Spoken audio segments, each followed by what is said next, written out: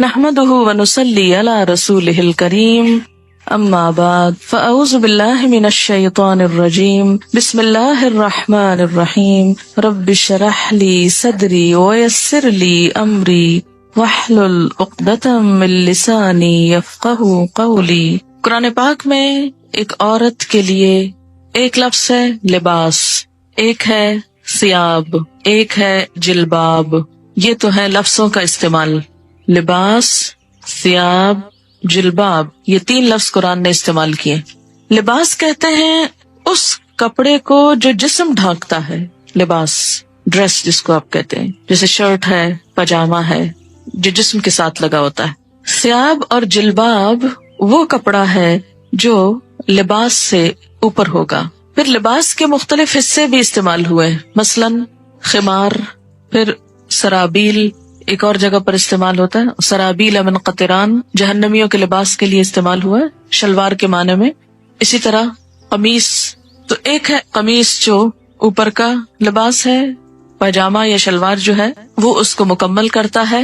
عورتوں کے لیے ایک زائد ڈریس ہے مردوں سے، اور وہ ہے خمار جس کا سورۃ النور میں ذکر ہوا ہے، دوپٹہ، یہ سب کچھ لباس میں شامل ہو جاتا ہے۔ اس کے بعد ثیاب اور جلباب باہر جانے کے لیے استعمال ہوتا ہے۔ یہاں بوڑھی عورتوں کو کیا کہا کہ باہر جاتے ہوئے پھر وہ بڑی چادر جس کو ثیاب ان کا بولا گیا وہ اتار دیں، کیونکہ اگر ثیاب سے مراد لباس ہوتا تو پھر آپ خود سوچ سکتے ہیں کہ اس کا معنی کیا بنتا ہے۔ سورۃ الاحزاب میں آتا ہے یا ایھا النبی قل لازواجک وبناتک ونساء المؤمنین یدنین علیہن من جلابیبہن۔ تو اس سے کیا پتہ چلتا ہے کہ گھر کے اندر تو لباس ہوگا، گھر کے باہر جلباب ہوگا، ثیاب ہوگا۔ کچھ زینت ایسی ہے کہ جو گھر کے اندر چھپانی ہوگی اس کو ستر بولتے ہیں، جو ایک عورت عورت کے سامنے یا ایک مرد مرد کے سامنے چھپاتا ہے، یا ایک عورت اپنے محرم رشتہ داروں کے سامنے چھپاتی ہے، یا کچھ نامحرم رشتہ داروں کے سامنے، اور ایک حجاب ہے جو غیر محرم لوگوں کے سامنے استعمال کیا جاتا ہے۔ یہ ہے خلاصہ اس حکم کا جو ایک عورت کو اپنے جسم کی حفاظت کے لیے قرآن پاک میں دیا گیا ہے۔ پہلی چیز کیا ہے یہ سمجھ لیجئے کہ لباس کس کا نام ہے، ثیاب کس کا نام ہے، حجاب کس کو کہتے ہیں، کیونکہ حجاب کا لفظ بھی آتا ہے، یعنی لفظ حجاب بھی استعمال ہوا ہے۔ حجاب کہتے ہیں پردے، آڑ، اوٹ کو۔ سورۃ الاحزاب میں آتا ہے ازواج مطہرات کو حکم دیا گیا وَإِذَا سَأَلْتُمُوهُنَّ مَتَاعًا فَاسْأَلُوهُنَّ مِنْ وَرَاءِ حِجَاب۔ جب تم ان سے کوئی چیز مانگو تو حجاب کے پیچھے سے مانگو۔ تو حجاب ضروری نہیں کہ جسم پر ہو، حجاب کا لفظ جسم کے لیے بھی استعمال ہو سکتا ہے، جسم کے اوپر کپڑے کے لیے، یا آڑ یا اوٹ کی بات ہے، مثلا دروازے کے اوپر جو پردہ لٹکا ہوا ہے، یا کسی بھی ایسی جگہ پر کہ جو عورتوں کے بیٹھنے کی جگہ ہے جس کے پیچھے وہ چھپ کر بیٹھی ہوئی۔ حجابہ کا مطلب ہوتا ہے چھپنا۔ یا بنی آدم، اے آدم کی اولاد۔ بنی ویسے تو ابن سے ہے اور اس کی جمع بنین ہے، اور مضاف ہونے کی وجہ سے نون اڑ گیا ہے تو بنی آدمہ رہ گیا، بنین آدمہ کی بجائے، لیکن مراد اس سے مرد اور عورتیں سبھی ہیں۔ جب بنی آدم کہا جاتا ہے یا جیسے بنی اسرائیل کہا جاتا ہے تو اس سے مراد بنی اسرائیل کے صرف مرد نہیں عورتیں بھی ہیں، تو یہاں بھی بنی آدم سے مراد مرد و عورت دونوں ہیں۔ اے آدم کے بچوں، اے آدم کی اولاد، اے انسانوں، قد انزلنا علیکم لباسا، یقیناً ہم نے تم پر لباس اتارا ہے، انزلنا ہم نے نازل کیا، علیکم تم پر، لباسن لباس، یعنی انسان کے اندر لباس پہننے کا جذبہ یا خیال ہم نے اس کے دل میں ڈالا۔ اسی لیے حضرت آدم علیہ السلام اور حضرت حوا کا جب شاہی لباس اترا، جنت کا لباس، تو کیا ہوا، فوراً ہی پتوں سے اپنے آپ کو ڈھانپنے لگے۔ تو یہ کیا تھا، وہی الہام یا وہی جبلت جس پر انسان پیدا ہوا ہے۔ قد انزلنا علیکم لباسا، ہم نے تم پر لباس اتارا ہے، یواری سوآتکم، جس کا مقصد کیا ہے، یواری جو چھپاتا ہے، سوآتکم تمہارے جسم کے قابل شرم حصوں کو، تمہاری شرم گاہوں کو۔ سوآت سوآتن سے ہے، لاش کے لیے بھی لفظ پیچھے استعمال ہوا ہے، سو اس کا مادہ ہے روٹ جس کا مطلب ہی برا ہے، برائی۔ وریشا اور زینت، ریش عربی میں پرندے کے پر کو کہتے ہیں، ریشتن فیدر کے لیے استعمال ہوتا ہے۔ پرندے عموماً اپنے پروں کی وجہ سے ہی پہچانے جاتے ہیں، اور یہ پر ان کے لیے پہچان کے علاوہ خوبصورتی کا ذریعہ بھی ہیں. اسی لیے ریشہ کا ترجمہ زینت کیا گیا ہے. زینت کے علاوہ پر حفاظت کا ذریعہ بھی ہیں، گرمی سردی سے بچاؤ کا ذریعہ بھی. تو یہاں پر لباس کے 2 مقاصد بتائے گئے. نمبر 1 کہ وہ جسم کو ڈھانپے، اور نمبر 2 انسان کو حسن بھی بخشے، انسان کے لیے زینت حاصل کرنے کا ذریعہ بھی ہو، خوبصورتی کا سامان بھی ہو. عموماً ہمارے ہاں یہ تصور پایا جاتا ہے کہ اگر کوئی شخص نیک ہے، پارسا ہے، تو اسے کھدر کا لباس پہننا چاہیے، یا بے ڈھنگا لباس ہونا چاہیے، یا اس کے ساتھ خوبصورتی کا کوئی تعلق نہیں. قرآن کی یہ آیت اس تصور کی تردید کرتی ہے. اگرچہ یہ ضرور ہے کہ لباس سادہ ہو، کمفرٹیبل ہو، انسان اسے پہن کر کام کر سکے، لیکن یہ نہیں کہا گیا کہ وہ دیکھنے والے کی شخصیت کو بدنما کر دے. جہاں تک یواری سوآتکم کا تعلق ہے تو لباس کی 2 چیزیں بتائی گئیں کہ وہ شفاف نہ ہو، وصاف نہ ہو. شفاف کا مطلب کیا ہے؟ ٹرانسپیرنٹ نہ ہو، یواری چھپائے. اگر کوئی لباس جسم کو چھپاتا نہیں، یواری کی صفت پوری نہیں کرتا، تو وہ بھی اسلامی لباس نہیں. اور دوسرا وصاف نہ ہو. وصاف کا کیا مطلب؟ اتنا ٹائٹ نہ ہو کہ جس سے جسم کے اعضاء الگ الگ نظر آنے لگے. نہ مردوں کے لیے یہ پسندیدہ ہے اور نہ ہی عورتوں کے لیے. اب آپ دیکھیں کہ یہ جو شرط لگائی گئی، یواری جو چھپائے، اب ذرا سب اپنے اپنے لباس کو دیکھیں، کہیں آپ کا جسم جھلک تو نہیں رہا. دیکھیں نا، خود کو نہیں دیکھ سکتے، خود کو نہیں دیکھ سکتے. شرم، اپنے آپ سے شرم، تو دوسروں سے شرم نہیں آتی، اور اس سے بڑھ کر اللہ سے نہیں آتی. ہم مسلمان ہیں، ہم اس وقت سب سے زیادہ مقدس محفل میں بیٹھے ہوئے ہیں. اگر اس محفل میں بیٹھ کر اللہ کا حکم پورا نہیں کر سکتے، کہاں کریں گے؟ فطرت میں ہے نا، اس لیے ابھی دین سے نہیں پوچھیں، فطرت سے پوچھ. تو میں نے آپ سے کہا تھا کہ ہم سب اس آیت کی روح سے خود کو پرکھتے. آپ نے کہا خود کو نہیں دیکھ سکتے. اب اس طرح کریں کہ ہر ایک اپنے سے دائیں طرف بیٹھے ہوئے شخص سے کہے کہ وہ اس کو دیکھے. ہر شخص پہلے اپنے دائیں طرف والے سے پوچھے، یعنی پیئرز میں ہو جائیں نا، 2 ہو جائیں، پھر اس کے بعد ہر 2 شخص ہو جائیں، اور پھر دونوں ایک دوسرے کا لباس دیکھیں ذرا، اور کیا دیکھ کر بتائیں گے کہ کیا آپ کا جسم اس سے جھلک رہا ہے یا نہیں. یہ دین، ابھی دین کی بات نہیں ہو رہی، یہ فطرت کی بات ہو رہی ہے نا. دیکھیں آپ کے جو ماں باپ تھے سب سے پہلے والے، آدم اور حوا، ان کو کسی نے سکھایا تھا؟ کسی نے نہیں بتایا، لیکن پیور تھے نا. تو باوجود اس کے کہ شیطان کے حملے کا شکار ہو چکے تھے، لیکن جو ہی شیطان نے ایک حملہ کیا، دوسرا نہ کرنے دیا، اپنے آپ کو ڈھانپ لیا فوراً. دیر ہی نہیں لگائی، مشورہ بھی نہیں کیا کہ ڈھانکے گئے ایسے ہی پھرتے رہے، کون ہے تیسرا یہاں. وہ یہ کہہ سکتے تھے نا کوئی تیسرا تو ہے نہیں، اور وہ تو آپس میں شوہر اور بیوی تھے، ان کا کیا پردہ. کوئی وحی نہیں آئی تھی کہ جسم ڈھانپو. وہ تو کیا ہوا، آ کے شاہی لباس اتروائے گئے. پھر آپ دیکھیں کہ آپ میں سے کچھ لوگ سوچ رہے ہوں گے کہ تو ہم عورتوں میں بیٹھے کیا فرق پڑتا ہے. لیکن کیا ہم یہ لباس صرف عورتوں میں پہنتے ہیں یا باہر بھی، جہاں آدمی ہوتے ہیں سڑک وغیرہ، گاڑی میں، وین میں، ڈرائیور، دوسرے تیسرے، ان کے سامنے بھی. اور پھر تیسری چیز یہ کہ اسلام کی روح سے نہ پوچھیے نہ بتائیے، صرف فطرت کے اعتبار سے پوچھیے کہ گھٹنوں سے اوپر کا حصہ جو ہے نا، یہ خاص طور پر قابل شرم ہے نا، جس کو ران بولتے ہیں، اوپر کا حصہ، ٹانگ کے اوپر کا حصہ جو ہے. آپ دیکھیں کہ کیا یہ عورتوں کو بھی دکھانا چاہیے؟ نہیں، عورتوں کو بھی نہیں دکھا سکتے. پنڈلیوں کی حد تک خیر ہے، لیکن گھٹنا میں نی، جو نیز ہے آپ کے، اس سے اوپر عورت بھی نہیں دیکھ سکتی. اسی طرح پیٹ، کمر، یہ حصے. تو آپ اپنی اپنی لباس کو چیک کریں کہ کیا آپ کے بیٹھنے کے انداز سے، کیونکہ میں جب یہاں سے پڑھا رہی ہوتی ہوں نا، بعض اوقات میری نظر پڑ جاتی ہے اور پڑھانا میرے لیے مشکل ہو جاتا ہے. لیکن میں نے اتنے دن اس لیے خاموشی اختیار کی کہ میرا حکم آپ کیوں مانے. میں آپ پہ داروغہ نہیں بنا کے بھیجی گئی. معلم تو ہو سکتی ہوں لیکن داروغہ نہیں، پولیس مین کا کردار نہیں. جو اللہ سے نہ ڈرے وہ مجھ سے کیا ڈرے گا. اگر مجھ سے ڈریں بھی تو آپ کو تو کوئی فائدہ ہی نہیں، کوئی ثواب ہی نہیں. ثواب تو اللہ سے ڈرنے کا ہوگا. کتنا کپڑا لگ جائے گا، یا کیا ایسا مٹیریل اویلیبل نہیں، اگر نہیں تو اویلیبل کر لینا چاہیے، یا اس کے اوپر کچھ اور پہن لینا چاہیے جس سے وہ ڈھک جائے. کیونکہ بخاری اور مسلم کی حدیث ہے، صنفان من اہل النار لم ارہما، آگ میں جانے والوں کے دو گروہ جنہیں میں نے نہیں دیکھا. ایک گروہ ان میں سے مردوں کے بارے میں ہے، ظالم حکمرانوں کے بارے میں ہے، اور دوسرا عورتوں کے بارے میں ہے.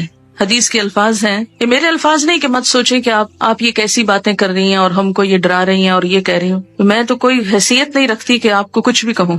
نبی صلی اللہ علیہ وسلم کے الفاظ ہیں، اور جو آپ پر ایمان لاتا ہے آپ کی بات کو بھی اسے ماننا چاہیے، ورنہ تو ماننے کا کوئی مقصد نہیں. اور اگر ہم چاہتے ہیں کہ قیامت کے دن آپ ہماری شفاعت کرائیں، آپ ہمیں حوض کوثر سے پانی پلائیں، حشر کے میدان میں جہاں اتنی گرمی ہوگی کہ ہر شخص، حدیث میں آتا ہے ہر شخص عطش پیاس کی رٹ لگائے ہوئے ہوگا، ہر شخص پسینے میں ڈوبا ہوا ہوگا، جس کی تھوڑی سی جھلک آپ کو ہلکی سی، اس سے 70 گنا 70 ڈگری ٹیمپریچر زیادہ کہہ لیں. سورج قریب ہوگا، کوئی چھت سایہ بھی نہ ہوگا سوائے رحمان کے عرش کے سائے کے، کہ جس کے نیچے مخصوص لوگ جا سکیں گے، ہر ایک نہیں پہنچ سکے گا وہاں. آپ صلی اللہ علیہ وسلم اپنی امت کو حوض کوثر سے پانی پلائیں گے، اور جس کو ایک دفعہ پلائیں گے دوسری دفعہ اس کو پیاس نہ لگے گی.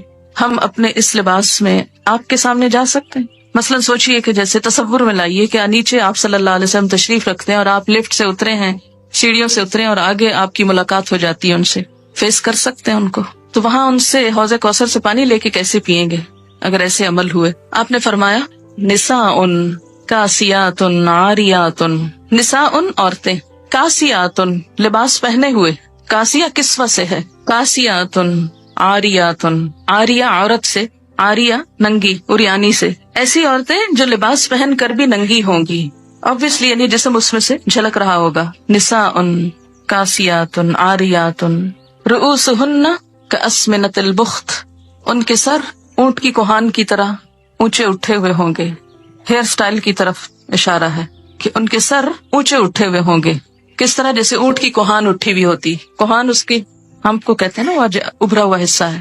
فرمایا لا يدخلن الجنۃ، یہ جنت میں داخل نہ ہو سکیں گی، ولا یجدن ریحھا، اور اس کی خوشبو بھی نہ پا سکیں گی، حالانکہ اس کی خوشبو دور دور تک پھیل رہی ہوگی. تو قرآن کا یہ حکم ہمیں کیا بتاتا ہے کہ ہم ایسا لباس پہنیں جس سے ہمارے سطر ڈھک جائیں. اسی لیے ہمیں جو دعا سکھائی گئی لباس پہن کر وہ کیا ہے؟ الحمدللہ الذی کسانی، اللہ کا شکر جس نے مجھے لباس پہنایا، ما اواری بہی عورتی، جس سے میں اپنے عریانی کو چھپا سکتا ہوں. تو اس دعا میں بھی یہی لفظ ہے، وَأَتَجَمَّلُ بِهِ فِي حَيَاتِي، اور میں اپنی زندگی میں اس سے خوبصورتی حاصل کرتا ہوں. تو لباس کا دوسرا مقصد کیا ہے؟ وریشا، خوبصورت لباس ہو. خوبصورتی پسندیدہ ہے، لباس میں ڈیزائننگ میں حرج نہیں. ایک آدمی نے پوچھا یا رسول اللہ صلی اللہ علیہ وسلم، ایک آدمی کو یہ پسند ہے کہ اس کا لباس خوبصورت ہو، تو کیا یہ تکبر ہے؟ آپ نے فرمایا ان اللہ جمیل، بے شک اللہ خوبصورت ہے، یحب الجمال، خوبصورتی کو پسند کرتا ہے. اللہ تعالیٰ خود خوبصورت ہے، خوبصورتی کو پسند کرتا ہے. تکبر تو حق کو نہ ماننے اور دوسروں کو حقیر سمجھنے کا نام ہے. تکبر کیا ہے؟ حق کو نہ ماننا، بات سمجھ بھی آ جائے قبول نہ کرنا.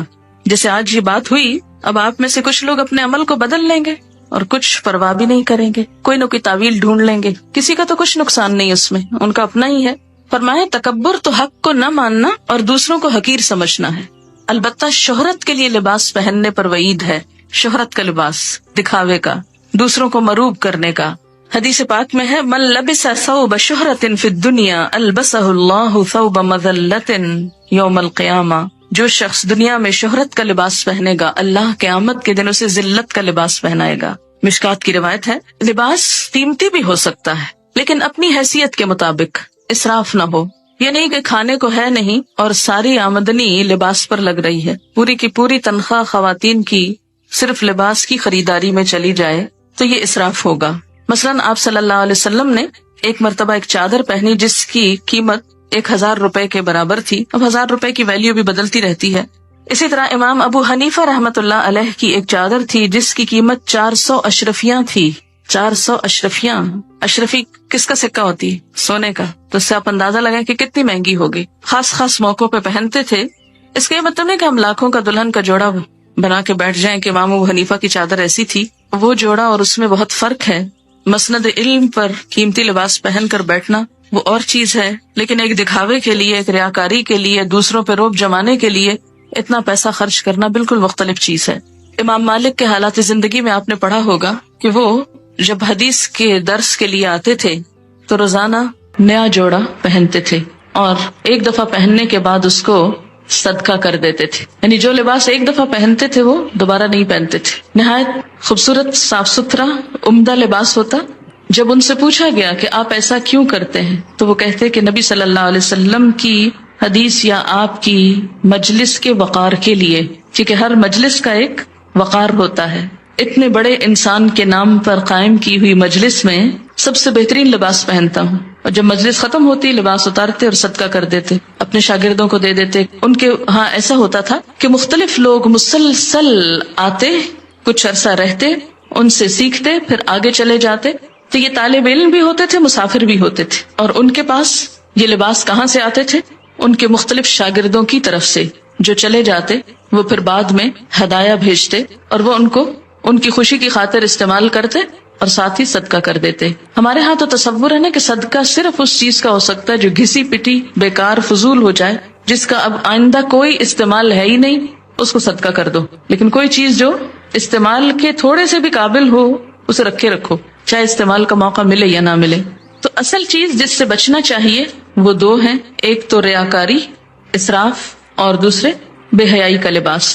لباس انسان کی شخصیت کا بھی پتہ دیتا ہے. لباس انسان کے باطن کا رنگ ہوتا ہے کہ وہ اندر سے کیسا ہے. جیسا وہ اندر سے ہوتا ہے ویسے ہی وہ لباس پہنتا ہے. ہر شخص کی اپنی ایک چوائس ہوتی، اپنا اس کا ایک ڈیزائن ہوتا ہے، اپنا ایک سٹائل ہوتا ہے. پھر جو خوبصورت بات یہاں پتہ چلتی ہے وہ یہ ہے کہ خوبصورت لباس کو ریش، پر سے تشبیہ دی گئی. اس وقت کچھ پر آپ کو دکھانے کے لیے لائے ہیں. ذرا ان پروں کو آپ دیکھیے کہ کوئی انسان ایسی خوبصورت چیز بنا سکتا ہے. یا آپ دیکھیں اس کا کبھی قریب سے آپ شیڈ دیکھیں تو آپ حیران ہو جائیں، کیونکہ ہم دیکھتے بھی ہیں نا مور، تو کہاں دیکھتے ہیں؟ دیکھتے ہی نہیں. ہم اپنے لباس نہیں دیکھتے تو موروں کے کہاں دیکھیں گے؟ ابھی آپ کہہ رہے تھے نا، دیکھا ہی نہیں جاتا. کس قدر خوبصورت، ایسے لگتا ہے جیسے کسی نے دھاگے سے باقاعدہ وہ کڑھائی کی ہوئی ہے، اور اتنے خوبصورت شیڈ، اتنے زبردست کہ انسان حیران رہ جاتا ہے. اور ایسا تھریڈ، اتنا سلکی تھریڈ تو ہم ویسے خود بھی پروڈیوس نہیں کر سکتے. اس میں وہ نظافت اور لچک، اور پھر آپ دیکھیں کہ کس خوبصورت طریقے سے اس کی آؤٹ لائن بنائی ہوئی ہے، اور آؤٹ لائن کے ساتھ بھی شیڈز ہیں. اور پھر جو پر اٹھے ہوئے ہیں یہ آپ دیکھیں کتنی ترتیب کے ساتھ، جیسے کسی نے باقاعدہ ٹرمنگ کی ہوئی. یہ خود ہی بن گئے، خود نہیں بن سکتے. اللہ تعالیٰ نے پرندوں کو تو خود ہی دے دیا، خود ہی پہنا دیا. ہمیں عقل دی اور کیا کہا؟ استعمال کرو اور اپنے لیے خوبصورت لباس بنا لو. اب دیکھیں کہ جب بہت سارے لوگ ایسی کڑھائی وغیرہ کرتے ہیں تو ان کی، یعنی کڑھائی والے کپڑے پہننا منع نہیں ہے، تقویٰ کے خلاف نہیں ہے، ان کا بھی روزگار ہو جاتا ہے. کئی دیہاتوں میں بیٹھی لڑکیاں، بچیاں جو اپنی زندگی، جن کو اور کوئی کام کرنے کو نہیں، کوئی پڑھ لکھ نہیں سکتی، کتنی خوبصورت خوبصورت چیزیں بناتی، لیکن ہم ان پہ بڑا ظلم ڈھاتے ہیں کہ بہت ہی اونے پونے داموں لے کر ان کی آنکھوں سے اور ان کے صلاحیتوں سے مذاق کرتے ہیں. پھر اسی طرح آپ دیکھیں، اس میں بھی آپ دیکھیں کیسا شیڈ ہے، اتنا خوبصورت. اور ان کی جو نرمی اور ملائمت ہے، ہم بھی اتنے عقل مند نہیں کہ اتنے خوبصورت کپڑے پہننا جانے. ہمارے کپڑے تو خوب اکڑے ہوئے ہوتے، انکمفرٹیبل، کہ جس میں سانس نہ آئے، کام نہ کر سکیں. پرندوں کے پر خوبصورت ہونے کے ساتھ ساتھ اتنے پریکٹیکل ہوتے ہیں کہ ان کو اپنا کام کرنے میں کوئی دشواری نہیں ہوتی. ہم بعض اوقات خوبصورت لباس پہننے کے شوق میں ایسا لباس پہن لیتے ہیں کہ جو بالکل پریکٹیکل نہیں ہوتا. پڑھاتے وقت اگر ساتھ یہ بھی دکھایا جائے تو تھوڑی سی فیلنگ اچھی آتی ہے کہ اللہ تعالیٰ نے کیا کیا خوبصورتی پیدا کی اور کس کے لیے پیدا کی. یہ پرندے ادھر ادھر اڑتے پھرتے ہیں، ان بیچاروں کو تو خود تو کلرز پتہ نہیں اپنے نظر بھی آتے ہیں کہ نہیں. یہ کلرز دیکھنے کی صلاحیت بھی انسان کو ملی. ہم انسان ایکسٹریم پہ چلے جاتے ہیں. ہماری ایکسٹریمز کیا ہیں کہ یا تو دین کے نام پہ، تقویٰ کے نام پہ ہم بالکل بدھو بن جاتے ہیں اور دنیا کی کسی چیز سے کوئی فائدہ نہیں اٹھانا چاہتے. ملنگ کہلانا دوسرے لفظوں میں نیک کہلانا ہے. اسلام میں کسی ملنگی کا کوئی تصور نہیں. یہ بعد کے نظریات ہیں، سادھو اور بھکشو اور معلوم نہیں کیا کچھ. اللہ تعالیٰ نے اپنی یہ تخلیق ہمیں سکھانے کے لیے، ہمیں دکھانے کے لیے پیدا کی ہے. کس کے لیے ہے یہ سب کچھ؟ اللہ تعالیٰ فرماتے تمہارے لیے. ہمارے لیے کیا؟ کہ ہم اس سے سبق سیکھیں. انسان نے جانوروں سے بھی بہت کچھ سیکھا ہے. اپنی حیثیت کے اندر رہتے ہوئے، اپنی شخصیت کے مطابق ساتر لباس، خوبصورت لباس، خواہ پینٹنگ ہو، کڑھائی ہو، مکیش ہو، تلا ہو اور کچھ اور ہو جو آپ کو آتا ہے اور مجھے نہیں آتا، یہ سب کچھ منع نہیں ہے، لیکن موقع کی مناسبت سے، حدود کے اندر رہتے ہوئے اور پہلی شرط مانتے ہوئے. یواری سواتکم، معلوم نہیں شیطان نے ہمیں کیوں سجھا دیا کہ ننگا ہونا زیادہ خوبصورتی ہے اور جسم کی نمائش کو خوبصورتی بنا دیا. سی تھرو کپڑے پہنانا زیادہ عقل مند کہلانے کا سبب سمجھایا، حالانکہ ایسا نہیں ہے. سارے جانوروں کے لباس اللہ نے خود ہی پہنا دیے اور وہ بےچارے ایک ہی ڈیزائن میں رہتے ہوئے دنیا سے چلے جاتے ہیں، جبکہ انسان کو ایک لباس نہیں دیا، اس کو سکن کلر دیا جس کے اوپر ہر خوبصورت چیز نمایاں ہو جاتی. آپ دیکھیں نا سکن کلر کا کارپیٹ ہو تو اس کے اوپر فرنیچر کتنا نکھرتا ہے. تو اسی طرح آپ کو اللہ نے سکن کلر کا جسم دیا جس کے اوپر خوبصورت رنگوں کے لباس، خوبصورت کڑھائیوں کے لباس آپ کے لیے حسن کا سبب ہے. یہی اگر آپ کی سکن بلو کلر کی ہوتی تو آپ کتنے لمیٹڈ کلرز پہن سکتے تھے، کیونکہ بلو کے اوپر ہر کلر پھر سوٹ نہیں کرتا. اسی طرح اگر آپ گرین ہوتے، سوچے نا تھوڑا سا، تو کیا نظر آتے. کتنی وسیع چوائس دی ہے اللہ نے آپ کو، ہم شکر نہیں کرتے، شکر نہیں بجا لاتے. اور آپ کو معلوم ہے کہ ایک پرندے پر تقریباً 10,000 مختلف قسم کے پر ہوتے ہیں. بعض پر اڑنے کے کام آتے ہیں، بعض جسم کے ساتھ ہوتے ہیں، اس کی شیپ نمایاں کرتے ہیں. اسی طرح فلفی ہوتے ہیں، نرم ہوتے ہیں، آرام دہ ہوتے ہیں. تو لباس بھی اگر آرام دہ ہو، نرم ہو، سلکی ہو، کمفرٹیبل ہو تو اس میں حرج نہیں، گناہ کی بات نہیں. ہاں، مردوں کے لیے سلک حرام قرار دی گئی، اگر ان کے لیے حلال ہوتی تو شاید عورتوں کے حصے میں بہت تھوڑی آتی. حدیث ہے آپ صلی اللہ علیہ وسلم جب کوئی نیا کپڑا پہنتے تو اس کا نام لے کر فرماتے کہ اللہ نے مجھے یہ عنایت فرمایا، اور پھر دعا پڑھتے اللہم لک الحمد انت کسوتنیہ اسألک خیر ما صنع لہ واعوذ بک من شرہ وشر ما صنع لہ. اے اللہ، تیرے لیے ہی سب تعریف ہے، جیسا کہ تو نے مجھے یہ کپڑا پہنایا، میں تجھ سے اس کی بھلائی اور اس چیز کی بھلائی کا سوال کرتا ہوں جس کے لیے یہ بنایا گیا، اور میں تیری پناہ چاہتا ہوں اس کی برائی سے اور اس چیز کی برائی سے جس کے لیے یہ بنایا گیا. ایک اور دعا ہے اللہم انی اسألک من خیرہ وخیر ما ہوا لہ واعوذ بک من شرہ وشر ما ہوا لہ. ترجمہ ہے اے اللہ، میں آپ سے اس کپڑے کی بھلائی کا اور یہ جس مقصد کے لیے ہے اس کی بھلائی کا سوال کرتا ہوں. جس مقصد کے لیے یہ کپڑا پہنا ہے اس کی بھی بھلائی کا سوال. کتنا خوبصورت ذہن موڑتا ہے نا اسلام اچھی طرف. کپڑا پہنو، کسی خاص اوکیزن کا کپڑا پہن رہے ہو، اور ہو سکتا ہے آپ کپڑے تو خوب پہن جائیں اور وہ سارا اوکیزن برباد ہو جائے، تو اس اوکیزن کے لیے بھی دعا مانگی جا رہی ہے. ساتھ ہی اگر آپ یہاں آنے سے پہلے یہ دعا پڑھیں تو اس سارے کام کی بھلائی کی دعا ہو جائے گی، اور اس کی برائی سے یعنی اس لباس کی برائی سے اور یہ جس مقصد کے لیے ہے اس کی برائی سے تیری پناہ چاہتا ہوں، تو آپ محفوظ بھی رہیں گے.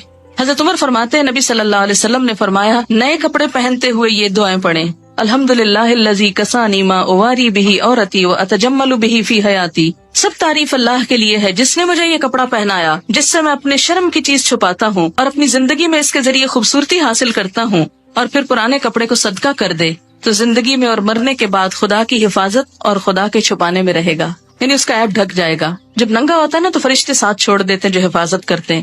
جو ہی فرشتے ساتھ چھوڑتے شیطان حملہ آور ہوتا ہے. اگر آپ بسم اللہ پڑھ کر اپنے لباس اتار کر چینج کرتے وقت یا نہاتے وقت تو انشاءاللہ تعالیٰ بہت سی چیزوں کے شر سے محفوظ رہیں گے.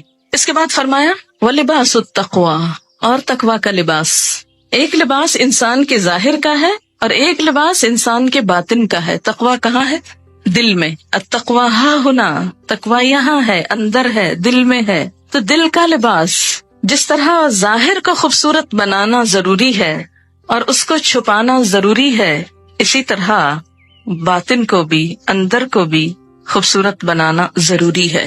ظاہر تو لوگ دیکھتے ہیں، باطن اللہ دیکھتا ہے. ہم لباس میں کتنا زیادہ اس بات کا خیال کرتے ہیں کہ لوگ کیا کہیں گے. لوگ کہیں گے لو ہر وقت ایک ہی لباس پہنا ہوتا ہے، روز وہی، ہر پارٹی میں وہی. اور صرف لوگوں کی نظروں میں جچنے کے لیے ہم کتنی بڑی بڑی رقمیں خرچ کر دیتے ہیں، کتنے بازاروں کے ٹیلرز کے پاس چکر لگاتے ہیں، کتنا پیسہ لگاتے ہیں. مکان بنانے کے بعد جو زیادہ خرچ آتا ہے کھانے پینے سے بھی بڑھ کر وہ عموماً لباس پر ہوتا ہے. لیکن اندر کے لباس کو خوبصورت بنانے کے لیے جسے صرف اللہ دیکھتا ہے اس کے لیے ہم کیا کرتے ہیں؟ لباس التقویٰ، تقویٰ کا لباس باہر بھی ہوگا. ظاہر ہے کہ وہ جب اللہ کی مرضی کے مطابق ہوگا تو تقویٰ کا ہوگا، اور اگر شیطان کی مرضی کے مطابق ہے، یاد رکھیے شیطان نے لباس اتروائے تھے. تو اگر ہم اللہ کی مرضی کا نہیں پہنیں گے تو مطلب کیا ہے کہ شیطان کی مرضی کا ہے، تو وہ تقویٰ کا لباس نہیں ہو سکتا. جو ایک شیطانی لک دیتا ہو یا شیطان کو خوش کرتا ہو. اور اسی طرح اندر کا لباس، دل کا لباس اللہ کا خوف. تقویٰ کیا ہے؟ اللہ کا خوف، حق کو مان لینا، اپنے لیے اور دوسروں کے لیے ایک ہی معیار، خود کو بندہ سمجھنا، تواضع اختیار کرنا، یہ سب کچھ اندر کے لباس میں ہے. اپنے دل کو، اپنے اندر کو حسد، بغض، نفرت، عداوت سے پاک کرنا. وہ چیزیں جو ہم ظاہر نہیں کر سکتے اندر بھی جمع نہ کر کے رکھیں. آپ کسی سے نفرت کرتے ہیں، ظاہر نہیں کر سکتے تو کوشش کریں اندر سے بھی نکل جائے، اس پہ توجہ نہ دیں. پھر فرمایا ذالک خیر، یہ اچھا ہے، یہ زیادہ اچھا لباس ہے. ظاہری لباس پہ تو بہت وقت لگاتے ہو، توجہ دیتے ہو، اندر کے لباس کو بھی توجہ دو، اور یہ زیادہ اچھا ہے. جسے تقویٰ کا لباس مل گیا اسے سب کچھ مل گیا. لعلہم یذکرون، شاید کہ وہ نصیحت پکڑیں، شاید کے بعد سمجھ جائیں. اللہ تعالیٰ یہ کیوں کہہ رہے ہیں شاید کے؟ یہ کیوں نہیں کہتے وہ ضرور مان جائیں گے، ضرور نصیحت قبول کریں گے؟ اللہ تعالیٰ سچ فرما رہے ہیں نا. شاید کے کیوں کہہ رہے ہیں شاید کے؟ اس لیے کہ ہم ہیں ہی ایسے کہ جن سے شاید ہی کی توقع ہے، شاید یہ کر لیں، ضروری نہیں کہ کریں. اور اللہ کو تو کوئی پرواہ نہیں، نہ بھی کریں، ہاں جانا اسی کے پاس ہے. لعلہم یذکرون. سورۃ النور، نور کا مطلب ہے روشنی، اور اگر سورت نور پڑھی ہی نہ جائے تو روشنی کہاں سے آئے گی؟ اس میں خاص طور پر خواتین کے لیے روشنی ہے، بہت سی ہدایات ہیں. سب سے پہلی آیت ہے سورتن، ایک سورت ہے، انزلناہا، جسے ہم نے نازل کیا ہے، وفرضناہا، اور اس کو ہم نے فرض کیا ہے، یعنی لازم قرار دیا ہے. اس کے احکامات جو ہیں ان سے فرار نہیں. وَأَنزَلْنَا فِيهَا آيَاتٍ بَيِّنَاتٍ، اور اس میں ہم نے بڑی واضح آیات اتاری ہیں کہ کوئی کل یہ نہ کہے، بہانہ نہ کرے ہمیں تو سمجھ نہیں آئی تھی کہ اللہ تعالیٰ چاہتے کیا تھے. نہیں، بڑی واضح باتیں ہیں. کس لیے ہے؟ لَعَلَّكُمْ تَذَكَّرُونَ، تاکہ تم سبق لو، تاکہ تم نصیحت پکڑو. یہ لفظی ترجمہ نصیحت پکڑو تاکہ تمہیں یاد دہانی ہو جائے. ذکر بمعنی یاد دہانی. قُلْ لِلْمُؤْمِنِينَ، کہہ دیجئے مومن مردوں کو، یغضوا، جھکا کر رکھیں، من ابصارہم، اپنی نگاہوں میں سے، ویحفظوا، اور حفاظت کریں، فروجہم، اپنی شرمگاہوں کی. ذالکا، یہ بات، ازکا لہم، زیادہ پاکیزہ ہے ان کے لیے. ان اللہ، بے شک اللہ تعالی، خبیرن، باخبر ہے، خبر رکھنے والا ہے، بما یصنعون، ساتھ اس کے جو کچھ وہ کر رہے ہیں. اس آیت میں مومن مردوں سے خطاب ہے اور اگلی آیت میں مومن عورتوں سے. آپ جانتے ہیں کہ قرآن پاک کے بہت سے احکام یا ایھا الذین آمنوا کہہ کر مردوں اور عورتوں کے لیے برابر طور پر کہہ دیے جاتے ہیں، لیکن وہ احکامات جن میں خصوصی تاکید کی ضرورت ہوتی ہے اور مردوں اور عورتوں کے حکم میں بھی کچھ فرق ہوتا ہے، ان کو الگ الگ بیان کیا جاتا ہے. جس کی ایک مثال تو یہاں سورۃ النور میں ہے، ایک اور مثال سورۃ الحجرات میں ہے. سورۃ الاحزاب میں بھی خواتین کا نام لے کر مردوں اور عورتوں دونوں کو الگ الگ طور پر کچھ باتیں بتائی گئیں. ان میں سے زیادہ تر احکامات معاشرتی زندگی سے متعلق ہیں.